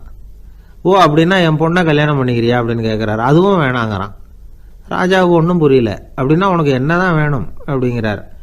என்னை பிடிச்சி இந்த குளத்தில் தள்ளி விட்டவன் யாருங்கிறது எனக்கு தெரியணும் அப்படின்னா. 1944 வருஷத்துல ஒரு நாள் மொரார்ஜி தேசாய் எரவாடா சிறையில் இருந்தார். காவல்துறை உயர் அதிகாரி ஒருத்தர் வர்றார். மொரார்ஜி தேசாய சிறை அதிகாரி அலுவலகத்துக்கு அழைச்சிட்டு போறார். சிறை அதிகாரி ஒரு தகவலை சொல்றார். உங்க நண்பர் மங்கள்தாஸ் பக்வாசா அப்படிங்கிறவர் நாசிக் சிறையில அடைக்கப்பட்டிருந்தார். அவருக்கு உடல் நலம் ரொம்ப பாதிக்கப்பட்டதுனால அவரை சிறையிலிருந்து பம்பாயில உள்ள ஹரிகிருஷ்ணன் தாஸ் மருத்துவமனைக்கு கொண்டுகிட்டு போயிருக்கிறாங்க. அவரு உங்களை பார்க்கணும்னு ரொம்ப ஆவலோட இருக்கிறார். அதனால நீங்க பரோல்ல போய் பாத்துட்டு வாங்களே அப்படின்னார். நிபந்தனையோட போய் பாத்துட்டு வரலாம்னார். தியாக செம்மல்கள் பரோல்ல செல்றதில்ல அப்படிங்கிற உறுதியோட தான் சிறைச்சாலைக்கு வருவாங்க. இப்படி இருக்கிறப்போ மொரார்ஜி மட்டும் பரோல்ல போயிட்டு வர்றதுக்கு எப்படி சம்மதிப்பார்? உயிர் நண்பரின் உயிர் ஆடுது அப்படிங்கறத கேட்டதும் உடனே போய் பார்க்கணும்னு ஆவல் தான். இருந்தாலும் வரன்முறையை மீறி போய் பாக்குறதுன்னா அது தேச பக்தியையே அவமானப்படுத்துறது மாதிரி ஆகும் அப்படிங்கறத அவர் உணர்ந்தார். அதனால நான் பரோல்ல போகிறதுக்கு நான் தயாரா இல்லை அப்படின்னு சொல்லிவிட்டாராம். நண்பருடைய கடைசி ஆசைய நிறைவேற்றுறது உங்க கடமை இல்லையா அப்படின்னு கேட்டிருக்காரு சிறை அதிகாரி. கடமை தான், அதே சமயம் என்னுடைய கடமையை காப்பாத்துறதும் முக்கியமாச்சே அப்படின்னாரா இவர். அதுக்கப்புறம் அந்த அதிகாரி நிபந்தனை இல்லாமலே மொரார்ஜியை வெளியில அனுப்புறதுக்கு சம்மதிச்சாராம். அப்படி இருந்தும் மத்த நண்பர்களை கலந்துகிட்டு தான் மொரார்ஜி வெளியில புறப்பட்டாராம். பம்பாய்க்கு போனார். படுக்கையில நண்பரை சந்திச்சார். அவர் ரொம்ப மோசமான நிலைமையில இருந்தார். உடல்நிலை கவலைக்கிடம்னு தான் டாக்டர்களும் சொன்னாங்க. மங்கள்தாஸ், இனி எனக்கு வாழ்க்கையில என்ன இருக்கு, நான் இறந்து விடுறதே மேலுன்னாராம். மொரார்ஜிக்கு ரொம்ப வருத்தமா போச்சு. மங்கள்தாஸ் இல்லத்துல இருந்த சமயத்துலதான் மொரார்ஜிய கைது பண்ணாங்களாம். அந்த அதிர்ச்சி தான் மங்கள்தாஸ ரொம்ப பாதிச்சிருக்கு அப்படிங்கறத அவர் புரிஞ்சுக்கிட்டார். இத பாருங்க, விடுதலை போராட்டத்துல ஈடுபடுறவங்களை கைது பண்றதும் சிறையில அடைக்கிறதும் சகஜம் தானே. அன்னைக்கு உங்க வீட்டுல இருந்தப்போ நான் கைது செய்யப்படலைன்னாலும் இன்னொரு இடத்துல நான் கைது செய்யப்பட்டுதான் இருப்பேன். அதனால அதை பத்தி நீங்க ஏன் வேதனைப்படணும்? நீங்க தைரியமா உறுதியா இருக்கணும். அது மட்டும் இல்ல, அது வரைக்கும் மருந்தே சாப்பிடாம இருந்த மங்கள்தாஸ மருந்து சாப்பிட வச்சாராம். 2 நாள் அவர் பக்கத்திலே இருந்தார். அதுக்கப்புறம் பெரிய டாக்டரை பார்த்து மங்கள்தாஸ் உடல் நலம் சம்பந்தமா விசாரிச்சார். இப்ப பரவாயில்ல, தேறி இருக்கிறார். எப்படி இருந்தாலும் இன்னும் ஒரு 6 மாசம் தான் அவர் உயிரோட இருப்பார் அப்படின்னு சொல்லிவிட்டாரு டாக்டர். ஆனா அதுக்கப்புறம் நடந்தது என்ன தெரியுமா? மங்கள்தாஸ் அதுக்கப்புறம் 25 வருஷம் சௌக்கியமா இருந்தாராம். இவர் 6 மாசம் தான் இருப்பாருன்னு சொன்ன அந்த டாக்டர் 6 மாசத்துல ஒரு எதிர்பாராத விபத்துல சிக்கி இறந்து போனாராம். 6 மாசம்னு டாக்டர் போட்ட கணக்கு சரிதான், ஆனா இடம் தான் மாறி போச்சு. ஒரு திருடன் ஒரு வீட்டுல போய் திருடணும்னு திட்டம் போட்டான். இருட்டுனதும் போய் திருடணும். ஆனா ராத்திரி ஆனா வாசல் கதவை சாத்தி உள்பக்கம் தாழ்பால் போட்டுருவாங்களே, என்ன பண்றது, எப்படி வீட்டுக்குள்ள போறது? இவன் யோசனை பண்ண ஒரு முடிவுக்கு வந்தான். சரி, பகல் நேரத்திலேயே யாருக்கும் தெரியாம இந்த வீட்டுக்குள்ள நுழைஞ்சிருவோம், அங்க போய் எங்கேயாவது ஒளிஞ்சுக்குவோம், இருட்டுற வரைக்கும் பேசாம இருப்போம், ராத்திரி எல்லாரும் தூங்கினதுக்கு அப்புறம் நைஸா போய் பீரோவை திறந்து இருக்கிறது பூரா எடுத்துக்கிட்டு ஓடியாந்துடலாம் அப்படின்னு திட்டம் போட்டான். அதே மாதிரி ஒரு நாள் மத்தியானத்துக்கு மேல அந்த வீட்டுக்காரன் எங்கேயோ வெளியில புறப்பட்டு போனான். வீட்டுக்கார அம்மா அடுப்பங்கரையில என்னமோ சமைச்சுக்கிட்டு இருந்தாங்க. திருடன் பார்த்தான். இதுதான் சமயம்னு அந்த வீட்டுக்குள்ள மெதுவா நுழைஞ்சிட்டான். எங்க ஒளியலாம்னு பார்த்தா வலது பக்கம் ஒரு ரூம் இருந்தது. அங்க போனான். அங்க ஒரு படுக்கை அறை, அங்க ஒரு பெரிய கட்டில் இருந்தது. அதுக்கு அடியில போய் பதுங்கிட்டான். இருட்டுனது நம்ம வேலையை ஆரம்பிக்கலாம், அது வரைக்கும் பொறுமையா இருக்கணும் அப்படின்னு சொல்லி பேசாம வாயை மூடிட்டு கம்முன்னு இருக்கிறான். ரொம்ப நேரம் கழிச்சு வெளியில போயிருந்த வீட்டுக்காரன் திரும்பி வந்தான். சாப்பிட்டான். லைட்டை நிறுத்தி விட்டு படுத்துட்டான். அந்த அம்மாவும் வேலையெல்லாம் முடிச்சுட்டு வந்து படுத்துட்டாங்க. நடு ராத்திரி. விடி விளக்கு லேசா எரிஞ்சுக்கிட்டு இருக்கு. வீட்டுக்காரன் லேசா கண்ணை முழிச்சான். கட்லுக்கு நேரா எதிரில ஒரு கண்ணாடி. அதுல பாக்குறான், கட்லுக்கு கீழே ஒரு திருடன் ஒளிஞ்சு இருக்கிறது தெரிஞ்சு போச்சு. உடனே அவன் திருடன் சத்தம் போடல, யோசனை பண்ணான். மேஜையில இருக்கிற கத்தி எடுத்து கையில வச்சுக்குவோமா அப்படின்னு யோசனை பண்ணான். இந்த சந்தர்ப்பத்துல கத்தியை உபயோகப்படுத்துறதை விட புத்தியை உபயோகப்படுத்துறது தான் சாமர்த்தியம் அப்படின்னு நினைச்சான். உடனே அது பிரகாரம் செயல்பட ஆரம்பிச்சிட்டான். என்ன பண்ணான் தெரியுமா? எதையும் வெளியில காட்டிக்காம ரொம்ப சர்வசாதாரணமா தன்னுடைய மனைவி கிட்ட பேச ஆரம்பிச்சான். மனைவியும் புத்திசாலி, அதனால அவங்களுக்கு தெரியும். அவங்களும் வீட்டுக்காரர் கேட்ட கேள்விக்கு பொருத்தமா பதில் சொல்ல ஆரம்பிச்சாங்க. இவன் கேட்டான், இந்த பாரு, நமக்கு குழந்தை பிறந்தா அதுக்கு கிருஷ்ணமூர்த்தின்னு தான் பேர் வைக்கணும் அப்படின்னா. அதெல்லாம் முடியாது. ஆம்பளை பிள்ளையா இருந்தா ஏகாம்பரம், பொம்பளை பிள்ளையா இருந்தா பங்கஜவல்லி, இதுதான் அவங்க மாமனார் மாமியார் பேர், அதான் வைக்கணும் அப்படின்னாங்க அந்த அம்மா. அதெல்லாம் முடியாது, நான் முடிவு பண்ணிவிட்டேன் கிருஷ்ணமூர்த்தின்னு கத்தனா அவன். இல்ல ஏகாம்பரம் பங்கஜவல்லின்றது இந்த அம்மா. வாதம் முத்தி போச்சு. கிருஷ்ணமூர்த்தி கிருஷ்ணமூர்த்தி கிருஷ்ணமூர்த்தின்னா அவன். ஏகாம்பரம் பங்கஜவல்லின்னு இவங்க கத்துறாங்க. ஒரே சத்தமா போச்சு. இத கேட்டதும் பக்கத்து வீட்டுல இருந்தவங்க, எழுத்த வீட்டுல இருந்தவங்க எல்லாம் எழுந்திரிச்சு ஓடி வந்து இவங்க வீட்டு கதவை தட்ட ஆரம்பிச்சிட்டாங்க. தடன்னு. இவன் சாவகாசமா எழுந்திரிச்சு போய் கதவை திறந்தான். என்னங்க இந்த ராத்திரி வேலையில எங்களை எல்லாம் ஏன் கூப்பிட்டீங்க, யாருக்கு என்ன ஆச்சு அப்படின்னு கேட்டாங்க. கேட்டது யாருன்னா பக்கத்து வீட்டு கிருஷ்ணமூர்த்தி, எழுத்த வீட்டு ஏகாம்பரம், பங்கஜவல்லி எல்லாரும். அடடே, உங்களை கூப்பிடலீங்க, குழந்தைக்கு பேர் வைக்கிறது சம்பந்தமா எங்களுக்குள்ள சண்டை வந்துட்டுது, அதுதான் விஷயம்.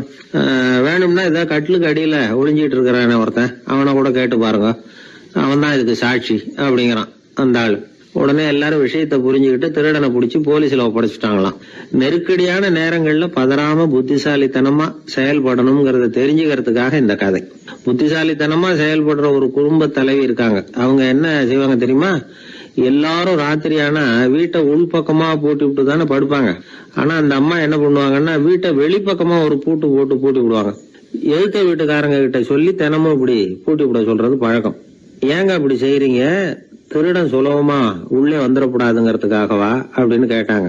இல்லைங்க, சுலபமா வெளியில போயிடக்கூடாதுங்கிறதுக்காக அப்படின்னாங்க. என்னங்க சொல்றீங்க அப்படின்னு கேட்டாங்க. ஆமாங்க, இவருக்கு அந்த பழக்கம் உண்டு அப்படின்னு தன்னுடைய வீட்டுக்காரரை காட்டினாங்க. பக்கத்து வீடுகள் பத்திரமா இருக்கணுங்கிறதுக்காக தன்னுடைய வீட்டை பூட்டி வைக்கிறது ஒரு பெரிய விஷயம் தானே. ஒரு வயதான குரு சாய்வு நாற்காலியில உட்கார்ந்திருந்தார். ஒரு ஆள் அவரை தேடிட்டு வந்தான். வந்து அவர் முன்னாடி நின்னா. ஐயா, நான் உங்களுக்கு சீடனா ஆயிடலாம்னு நினைக்கிறேன் அப்படின்னா. அந்த குரு நிமிந்து பார்த்தார். இத பாருப்பா, அது அவ்வளவு சுலபமான வேலை இல்ல.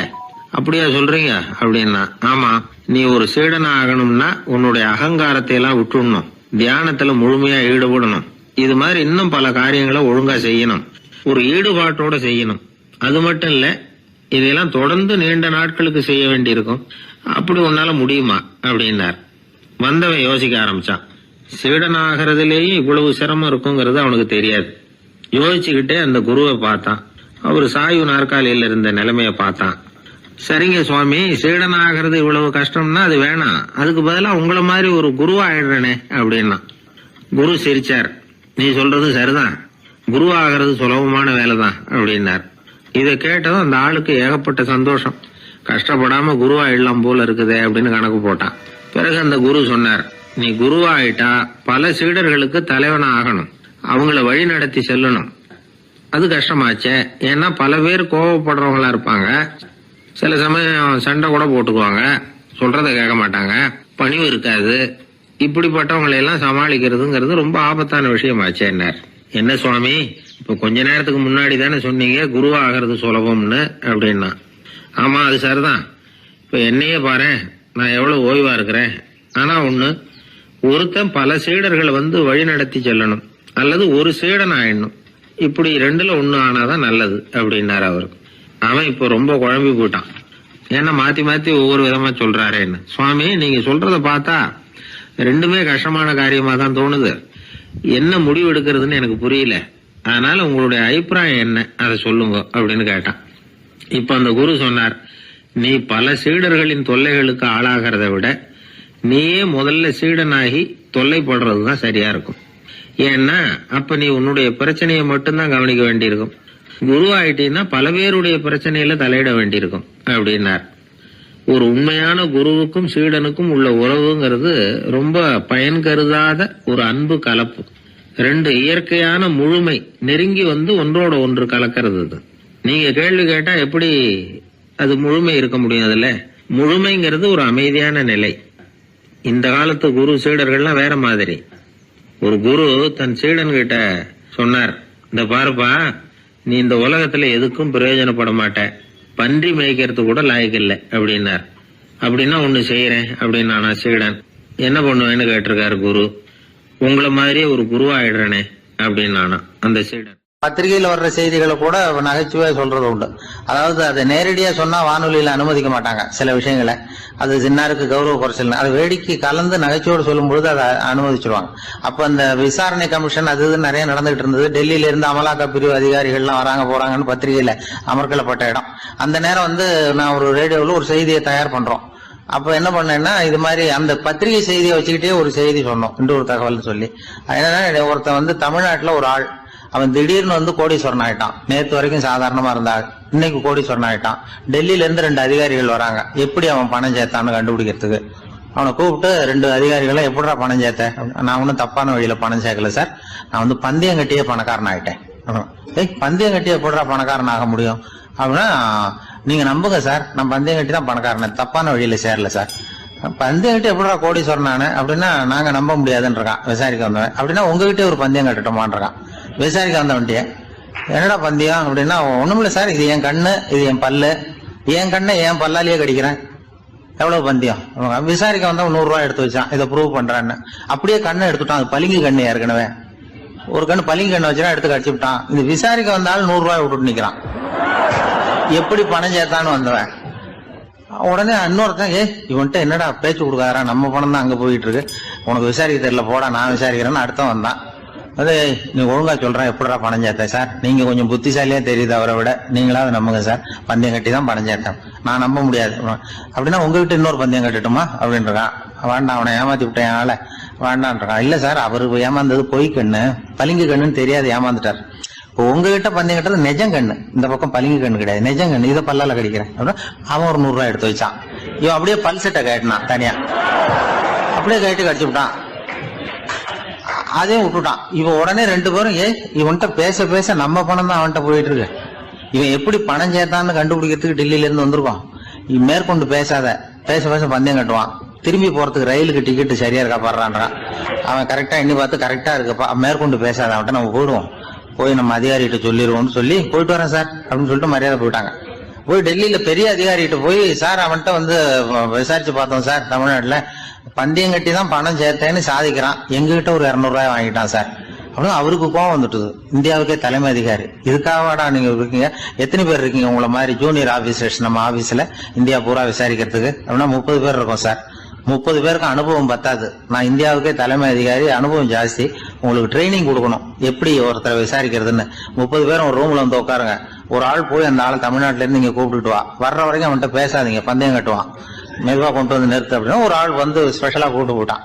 இது மாதிரி மேடையில நிறுத்திவிட்டு ஒரு தலைமை அதிகாரி 30 ஜூனியர் அதிகாரிகள் அவங்களுக்கு பயிற்சி கொடுக்குறார். இவனை பார்த்து, ஒழுங்கா சொல்லு, எப்படி பணம் சேர்த்த, நான் இந்தியாவுக்கே தலைமை அதிகாரி, என்கிட்ட உண்மையை ஒத்துக்கிட்டீங்கன்னா உன்னை அப்ரூவர் ஆக்கிடுவேன் அல்லது தண்டனையை குறைப்பேன், அந்த அதிகாரம்லாம் என்கிட்ட உண்டு, ஒழுங்கா சொல்லு அப்படிங்கிறார். அவர், சார் நீங்க இந்தியாவுக்கே தலைமை அதிகாரி, அனுபவம் ஜாஸ்தி, நீங்களாவது நம்புங்க சார், நான் பந்தயம் கட்டி தான் பணம் சேர்த்தேங்கிறான். இங்கேயே வந்து இப்படி சாதிக்கிறேன், உன்னை நம்ப முடியாதரா அப்படின்னா உங்ககிட்ட ஒரு பந்தயம் கட்டட்டுமா நானா அவர்கிட்ட போய், வேணாண்டா என் ஆளை ஏமாத்தி விட்டேன் அப்படின்னா. இல்ல சார், அவங்க ஏமாந்தது என் உடம்ப பத்தின ரகசியம், என் கண்ணு பளிங்கு கண்ணுன்னு தெரியாது, நான் பல்செட்டு கட்டியிருந்தது தெரியாது, ஏமாந்துட்டாங்க. இப்ப நான் உங்ககிட்ட கட்டுற பந்தயம் உங்க உடம்ப பத்தின ரகசியம். என் உடம்புல என்னடா ரகசியம்? முதுகுல, உங்க முதுகுல 1 ரூபா அகலத்துக்கு கருப்பா ஒரு மச்சம் இருக்கு, உண்டா இல்லையானா? இல்லேன்னு தெரியும் அவருக்கு. இல்லடா, நேத்து வரைக்கும் இல்ல சார், இப்ப இருக்குது மச்சம் அப்படின்னு. உடனே 100 ரூபாய் எடுத்து வச்சார் அவர் தலைமை அதிகாரி. ஒரு 100 ரூபாய் வச்சு சட்டையை கட்டி காட்டுறாரு, மச்சம் இல்ல. இவன் தோத்துட்டான் இங்கிருந்து போனவன். உடனே 200 ரூபாய் எடுத்து வச்சுக்கிட்டு, தோழர்களே இப்படிதான் ஒருத்தரை விசாரிக்கணும், என்கிட்ட இவன் ஏமாந்துட்டான் பாருங்க, துருவி துருவி விசாரிக்கிறதுன்னு சொல்றாங்களே இதுதான் அப்படின்னு விளக்கம் கொடுத்தாரு. அப்போ இவன் மெதுவா ஆரம்பிச்சானா, சார் இந்த பந்தயத்துல உங்களுக்கு 200 ரூபாய் லாபம், ஆனா இதே பந்தயத்துல எனக்கு 2900 ரூபாய் லாபம் சார் அப்படின்றான். என்னடா பண்ண அப்படின்னு கேட்டிருக்காரு. உங்களுக்கு தெரியாம இந்த 30 பேர்கிட்டையும் தனித்தனியா ஒரு பந்தயம் கட்டியிருக்கேன். 30 பேர்கிட்ட என்னடா பந்தயம் கட்டினேன்? ஒண்ணும் இல்ல சார், உங்க எல்லாரும் முன்னாடியும் உங்க மேல் அதிகாரியை சட்டையை கேட்ட வைக்கிறேன், உங்களுக்கு பந்தயம் கட்டினேன். போயிட்டு பூரா எனக்கு 2900 ரூபாய் லாபம். அவரு பார்த்தாரு, அதிர்ச்சி ஆயிட்டாரு. தலைமை, சார் நீங்க போங்க சார் அப்படின்னு சொல்லி ஒரு ஆளை கொண்டு போய், சாரை கொண்டு போய் மரியாதையா பக்கத்து ரூம்ல விட்டாங்க. இனிமே அவர்கிட்ட யாரும் பேசாதீங்க வாங்கன்னு சொல்லிவிட்டு, அதுக்கப்புறம் தோழர்களே, இவர் பேச ஆரம்பிச்சாரு, தோழர்களே இனிமே யாரும் தமிழ்நாட்டு பக்கம் விசாரிக்க போகாதீங்க, நீங்க இங்க யாராவது போறதுன்னா மத்திய பிரதேசம், உத்தரப்பிரதேசம், இப்படி எத்தனையோ பிரதேசம் இருக்கு, போயிட்டு வாங்க, தமிழ்நாட்டை மட்டும் போகாதீங்க, ஏன்னா அங்க போனா நம்ம பணத்துக்கு ஆபத்து வந்துருது அப்படின்னு சொன்னாருன்னு இந்த கதையை ரேடியோல சொன்னேன். இந்த கதையை உண்மை சம்பவமா சொன்னா அனுமதிச்சிருக்க மாட்டாங்க. இந்த நகைச்சுவைக்கு உள்ள மரியாதை என்னன்னா, அது ஒரு கதை மாதிரி உண்டு பண்ணி இப்படி சொன்னதும், இதுல என்ன அதனுடைய விசேஷம்னா, இந்த ஸ்கிரிப்ட வாங்கிட்டு வர சொல்லி மந்திரியினுடைய பிஏ வந்தார். ஒரு மந்திரி அப்ப இருந்தவர், அவர் பிஏ அடிக்கடி வருவார். வந்து இந்த போன நேற்று முந்தா நாள் ரேடியோல சொன்ன அந்த இன்னொரு தகவல் காப்பி ஒண்ணு வாங்கிட்டு வா அப்படி அப்படின்னு கூப்பிடுவார். மேடையில பேசுறதுக்கு எங்களுக்கு தேவை, உபயோகப்படும்னு கேட்பார். அவரு இந்த நிகழ்ச்சி வந்தப்போ உடனே அன்னைக்கு வந்துட்டார் அந்த பிஏ. இன்னைக்கு காலையில சொன்னீங்களே சார், மந்திரி கேட்கிறாரு மேடையில பேசுறதுக்கு அப்படின்னு. நான் அப்பதான் ஆச்சரியப்பட்டேன், பாருங்க இந்த நகைச்சுவைக்கு உள்ள மரியாதை. அவரே கேட்கிறார், சொல்லப்பட்டதே அவரை பத்தி தாங்கிறது தெரியாம அவரே எப்படி சொல்ல, அதுதான் சிரிப்புக்குள்ள மரியாதைங்கிறது. அது யார பத்தி சொல்றோமோ அவருக்கு தெரியாம கூட சொல்லலாம் அதை. அப்படி இது உண்மையில நடந்த சம்பவம். அந்த அமைச்சர் இப்ப இல்ல, உயிரோட எல்லாம் இருந்து வாங்கிட்டு இருந்தார். கிராமத்துல ஒருத்தன் தன்னுடைய நகங்களை வெட்டிக்கிட்டு இருந்தான். வெட்டி முடிச்சதும் ஒரு வயசானவர் அவனை பார்த்து, அதெல்லாம் அடுத்தவன் கண்ணில் படுறது மாதிரி போட்டுறாதப்பா, ஆபத்துன்னார். என்ன ஆபத்துன்னு கேட்டான் இவன். எவனாவது பில்லி சூனியம் வைக்கிறவன் எடுத்துட்டு போயிட போறான் அப்படின்னாரு அவர். வேண்டாத ஒருத்தனுக்கு ஏதாவது கெடுதல் பண்ணணும்னா உடனே மந்திரவாதியை தேடி போறது உண்டு. மந்திரவாதி என்ன பண்ணுவாருன்னா, யாருக்கு சூன்யம் வைக்கணுமோ அவனோட காலடி மண்ணு, முடி, நகம் இதையெல்லாம் அவனுக்கு தெரியாம எடுத்துட்டு வா அப்படிம்பார். இது மட்டும் இல்ல, அழுக்கு துணி, வேறு மனித உருவம் மாதிரி செய்யப்பட்ட பொம்மை, இதையெல்லாம் கூட மந்திரவாதிகள் பயன்படுத்துறது உண்டு. இதெல்லாம் ஏமாத்து வேலை. மனிதனுடைய முடி, நகம் இதெல்லாம் வெட்ட வெட்ட வளருது இல்லையா, அதனால அதுக்குள்ள உயிர் இருக்கிறதாக ஆதி மனிதர்கள் நம்பி இருப்பாங்க. அதனால மனுஷங்கிட்ட இருந்து அதெல்லாம் பிரிக்கப்பட்ட பிறகும் கூட அதுகளுக்கும் அந்த மனுஷனுக்கும் தொடர்பு இருக்கிறதாக அவங்க நம்பினாங்க. அந்த நம்பிக்கை தொடர்ந்து அதோட விளைவாதான் இன்னைக்கு மந்திரவாதிகள் நகத்தையும் முடியையும் எடுக்கிறாங்க. அந்த நகத்துக்கும் முடிக்கும் ஒரு பாதிப்பு உண்டாக்குனா அது சம்பந்தப்பட்டவனுக்கு போய் சேரும் அப்படிங்கறது அவங்க நினைப்பு. அவ்வளவுதான் விஷயம். இது மாதிரி நம்பிக்கைகள் தான் இன்னைக்கு நகம், முடி இதையெல்லாம் மத்தவங்க கண்ணுல படும்படி போடக்கூடாது அப்படிங்கிற வழக்கத்தை உண்டாக்கி விட்டுது. ஒருத்தர் பேரு என்னன்னு கேட்டு தெரிஞ்சுட்டு போய் அந்த பேரை வச்சு அவனோட ராசி பலனை கணிச்சு அவனுக்கு ஏற்பட இருக்கிற கெட்ட நேரத்துல அவனுக்கு சூன்யம் வச்சா அது உடனே பலிக்கும் அப்படின்னு ஒரு நம்பிக்கை. அது மட்டும் இல்ல, சூன்ய தகட்டுல பேரை எழுதி புதைக்கிறதும் உண்டு. இதனாலதான் பெண்கள் கணவன் பேரை சொல்லாத பழக்கம் ஏற்பட்டுதான். அதாவது பேரை கேட்டுக்கிட்டு போய் ஏதாவது கெடுதல் பண்ணிவிட்டா என்ன பண்றது அப்படிங்கிற பயம். அப்படி ஆரம்பிச்ச பழக்கம் தான் இன்னைக்கு ஏதோ மரியாதைக்காக கணவன் பேரை பிறர் முன்னிலையில சொல்றது இல்ல அப்படிங்கறது மாதிரி ஆயிட்டுது. மந்திரவாதிகள் நம்ம ஊர்ல மட்டும்தான் இருக்கிறாங்கன்னு நினைக்காதீங்க, உலகம் பூரா உண்டு. பிசி தீவில் வாழக்கூடிய மக்கள் என்ன செய்வாங்களாம் தெரியுமா? இது மாதிரி மாந்திரீகம், செய்வன, பில்லி, சூனியம் இதெல்லாம் தங்களை பாதிக்காம இருக்கிறதுக்காக வீட்டை சுத்தி அகழி வெட்டி அதுல தண்ணீரை நிரப்பி வச்சிருவாங்களாம். ஆஸ்திரேலியாவில் இருக்கக்கூடிய பழங்குடி மக்கள் கிட்ட ஒரு பழக்கம், ஏதாவது பழங்கள் சாப்பிட்டா அதோட விதைய தண்ணீர்லயோ அல்லது ஆத்துலயோ போட்டுருவாங்களாம். வெளியில போட்டுட்டா அதை எடுத்து செய்வினைக்கு பயன்படுத்திடுவாங்க அப்படிங்கிற பயம். இது மாதிரி உலகம் பூராவும் செய்வினையின் மூலம் அடுத்தவங்களுக்கு பாதிப்பை உண்டு பண்ண முடியும் அப்படிங்கிற நம்பிக்கை இருக்கத்தான் செய்யுது. பொதுவா எல்லா ஊர்லயுமே நகம், முடி, காலடி மண்ணு, மனித உருவ பொம்மை இததான் மந்திரவாதிகள் பயன்படுத்துறாங்களாம். இந்த பில்லி, சூனியம், செய்வினை இதுல இருக்கிற உண்மை என்ன தெரியுமா? நகமோ முடியோ எதையும் செய்யறது இல்ல, சம்பந்தப்பட்டவனுக்கு ஏற்படுற பயம் இருக்கு பாருங்க, அதுதான் பாதிக்கும். இது மனநிலையை பொறுத்த விஷயம். வேற விஞ்ஞான ரீதியான பாதிப்பு இதுல எதுவும் கிடையாது. நம்ம ஊர்ல ஏற்பட்ட பகுத்தறிவு சிந்தனைகள் மூட நம்பிக்கைகளை எவ்வளவோ குறைச்சிருக்குது. இருந்தாலும் ஏமாந்து போறவங்க இன்னமும் இருந்துகிட்டு தான் இருக்கிறாங்க. இந்த காலத்துல சின்ன குழந்தைகளை கூட ஏமாத்துறது கஷ்டம். ஒரு குழந்தை கேட்டுதான், ஏன்பா பிரார்த்தனை பண்ணுனா நமக்கு எல்லாம் கிடைக்குமா அப்படின்னு தான். ஓ கிடைக்குமே அப்படின்னாராம் அப்பா. நீ வச்சிருக்கிறிய பேனா அது கூட கிடைக்குமா அப்படின்னு கேட்டுதான் குழந்தை. ஓ கிடைக்கும் அப்படின்னாராம். அப்படின்னா நீ வச்சிருக்கிற பேனாவை என்கிட்ட கொடுத்துரு, அதுக்கப்புறம் நீ பிரார்த்தனை பண்ணி வேற ஒரு பேனாவை வாங்கிக்கோ அப்படின்னு தான் அந்த சின்ன குழந்தை. ஒரு ராஜா இருந்தார். அவர் ஒரு பெரிய கோயில் கட்டினார். பல ஊர்கள்ல இருந்து சிற்பிகள்லாம் கொண்டுகிட்டு வந்தார். அழகழகா சிற்பங்களை செய்ய சொன்னார். ஊர்ல உள்ள ஜனங்களும் கோயில் கட்டுறதுக்கு அவங்களால முடிஞ்ச உதவியை செஞ்சாங்க. ராத்திரி பகலா வேலை நடக்குது. கோயில் கொஞ்சம் கொஞ்சமா வசந்துகிட்டே வந்துட்டுது. அந்த ஊர்ல ஒரு வயசான அம்மா இருந்தாங்க, ரொம்ப ஏழை. அவங்களுக்கு மனசுக்குள்ள ஒரு உறுத்தல், இந்த ஊர்ல எல்லாரும் இந்த கோவில் கட்டுறதுக்கு அவங்களால முடிஞ்ச உதவியை பண்ணிட்டு இருக்கிறாங்க, நம்மளால ஒன்றும் பண்ண முடியலையே அப்படின்னு நினைச்சு கவலைப்பட்டாங்க. அவங்களுக்கு மனசு கேட்கல, ஏதாவது செய்யணும் நம்மளால முடிஞ்சது அப்படின்னு யோசனை பண்ணாங்க. நல்ல வெயில் நேரத்துல சிற்பிகள்லாம் ரொம்ப சிரமப்பட்டு சிலை வடிச்சுக்கிட்டு இருக்கிறாங்கல்ல, அவங்களுக்கு அந்த நேரம் தாகம் எடுக்குமே.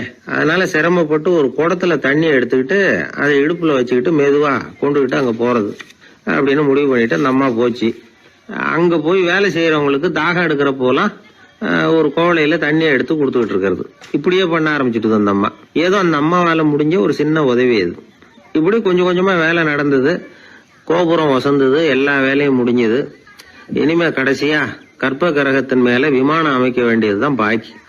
அந்த வேலையும் ஆரம்பமாச்சு. அந்த சிற்பிகள்லயே அனுபவசாலியான ஒருத்தர் இந்த அம்மாவை தேடிட்டு வந்தார். பாட்டி, உங்ககிட்ட இருக்கிற ஏதாவது ஒரு பொருளை கொடுங்க, அந்த விமானத்துல வைக்கலாம் அப்படின்னு நாங்க நினைக்கிறோம் அப்படின்னார். இந்த அம்மாவுக்கு ஒன்றும் புரியல. ஏதாவது இருந்தாவில கொடுக்கலாம், எதுவும் இல்லையே, என்ன பண்றது யோசனை பண்ணாங்க. இத பாருப்பா, என்கிட்ட என்ன இருக்கு, இந்த வாசப்படியில கிடக்குது, இந்த கல்லு தான் இருக்குது, வேணும்னா இத எடுத்துட்டு போங்க அப்படின்னாங்க. உடனே அந்த கல்லை பேத்து எடுத்துட்டு போயிட்டாங்க அவங்க. அங்க போய் பார்த்தா என்ன ஆச்சரியம், அந்த விமானத்து உச்சியில கலசங்களை அமைக்கிறதுக்கான பிரம்ம எந்திரத்தை மூடுற கருங்கல் ஒண்ணு தேவையா இருந்தது. இவங்க எடுத்துட்டு போன கல்லு அதுக்கு ரொம்ப பொருத்தமா அமைஞ்சு போச்சு. ஏதோ அதுக்காகவே அளவெடுத்து செஞ்சது மாதிரி அமைஞ்சுட்டுது.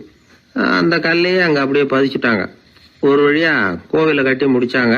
அடுத்தது கும்பாபிஷேகம். அதுவும் ரொம்ப சிறப்பா கோலாகலமா நடந்து முடிஞ்சது. இவ்வளவையும் பார்த்த அந்த ராஜாவுக்கு மனசுக்குள்ள ரொம்ப பெருமையா இருந்தது. இவ்வளவு பெருசா இந்த கோவில் உருவாகிறதுக்கும் இவ்வளவு சிறப்பா இந்த விழா நடக்கிறதுக்கும் நாம தானே காரணம் அப்படின்னு மனசுக்குள்ள நினைச்சுக்கிட்டார். இப்படி நினைச்சுக்கிட்டே அன்னைக்கு ராத்திரி அரண்மனையில படுத்து தூங்கினார். உடனே ஒரு கனவு. ஆண்டவனே அந்த ராஜாவோட கனவுல வந்தார். ராஜா ஆண்டவனை வணங்கினார். இறைவா, உங்களுக்காக நான் கட்டி இருக்கிற கோவில் எப்படி இருக்குது, நல்லா இருக்குதா அப்படின்னு கேட்டார் ராஜா. அதுக்கு இறைவன் சொன்ன பதில் என்ன தெரியுமா, நீ கட்டின கோவில்ல அந்த கிழவியோட நிழல்ல நான் சுகமா இருக்கிறேன் அப்படின்னாராம். இப்படி சொல்லிவிட்டு கடவுள் மறைஞ்சுட்டார். கனவு கலைஞ்சது. ராஜா விசாரிச்சார், யார் அந்த கிழவி அப்படின்னு. எல்லாரும் விவரத்தை சொன்னாங்க. அப்பதான் ராஜா நினைச்சு பார்த்தார், இந்த கோவிலை நானே கட்டினதாக ரொம்ப பெருமைப்பட்டுக்கிட்டேன். ஆனா அந்த வயசான அம்மா வீட்டு வாசல்ல கிடந்த கல்லு அது இறைவனுக்கு சுகமான நிழல் கொடுக்கறதாக சொல்றாரு அப்படிங்கறத எண்ணி பார்த்தார். நான்கிற எண்ணம் நழுவி போயிட்டுதான். கோபுரம் எவ்வளவு பெருசுங்கிறது முக்கியம் இல்ல, குணம் எவ்வளவு பெருசுங்கிறது தான் முக்கியம். அந்த வயசான அம்மா நம்ம நாட்டுல வாழறது தான் நமக்கு உண்மையான பெருமை அப்படின்னு நினைச்சாராம் ராஜா. இந்த காலத்திலயும் ஒரு ஊர்ல ஒரு கோவில் கட்டினாங்க. எல்லா ஜனங்களும் அவங்களால முடிஞ்சதை செஞ்சாங்க. நம்மாலும் ஒருத்தன் அந்த திருப்பணி குழு தலைவரை போய் பார்த்தான். நான் ஏதாவது ஒத்துழைக்கணுமா ஐயா அப்படின்னு ரொம்ப பணிவா கேட்டான். திருப்பணி குழு தலைவர் சொன்னார், இத பாருப்பா, இந்த கோவில் கட்டி முடிக்கிற வரைக்கும் உன்னுடைய ஒத்துழைப்பு எதுவும் தேவையில்லை. கட்டி முடிச்சு கும்பாபிஷேகம் ஆனதுக்கு அப்புறம் தான் உன்னுடைய ஒத்துழைப்பு ரொம்ப அவசியம் அப்படின்னார். அதுக்கப்புறம் நான் என்ன செய்யணும் சொல்லுங்கன்னா, இவன் இந்த சாமி சிலையை நீ திருடிக்கிட்டு போகாம இருக்கணும், அவ்வளவுதான் அப்படின்னாராம் அவர். என்னுடைய நண்பர் ஒருத்தர், அவர் விரல்ல நகமே இருக்காது. என்ன காரணம்னு நினைக்கிறீங்க? எல்லாத்தையும் அவரே கடிச்சு துப்பிடுவார். அப்படி ஒரு பழக்கம். சின்ன குழந்தைகள் நகம் கடிக்குது, விரல் சூப்புது. இதுக்கு என்ன காரணம் தெரியுமா?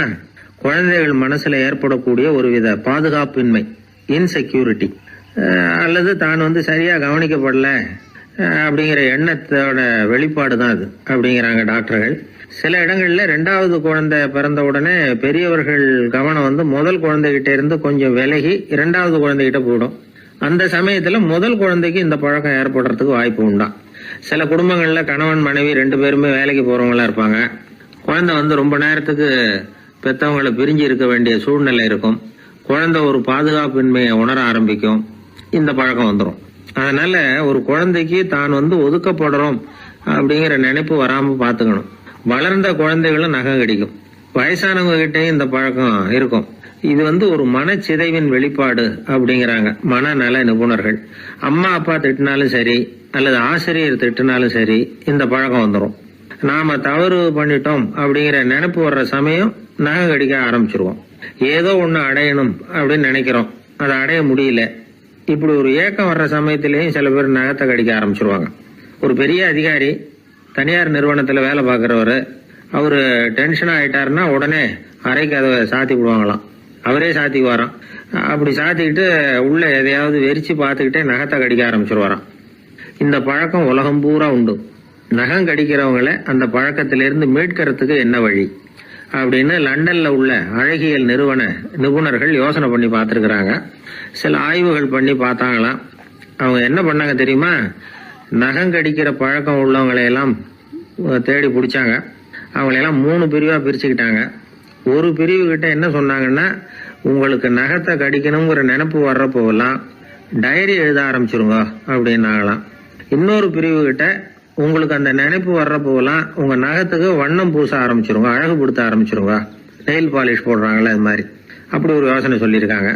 3வது குழுவினர்கிட்ட, உங்களுக்கு நகத்தை கடிக்கணுங்கிற எண்ணம் வர்றப்போவெல்லாம் விரல்களை இறுக்கமா மூடி வச்சுக்கிட்டு வேற விஷயங்கள்ல கவனம் செலுத்துங்க அப்படின்னு சொன்னாங்களாம்.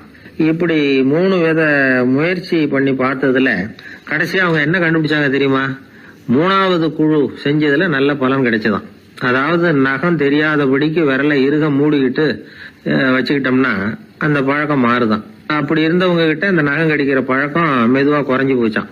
அதனால நகம் கடிக்கிற பழக்கம் உள்ளவங்க இதை முயற்சி பண்ணி பார்க்கலாம். ஒரு ஆள் இருந்தார், அவருக்கு எப்ப பார்த்தாலும் நகத்தை கடிச்சுக்கிட்டே இருக்கணும், அப்படி ஒரு பழக்கம். அதனால அவர் விரல்ல எப்பவும் நகம் இருக்கிறது இல்ல, விரல் இருக்கிறதே பெரிய ஆச்சரியம்.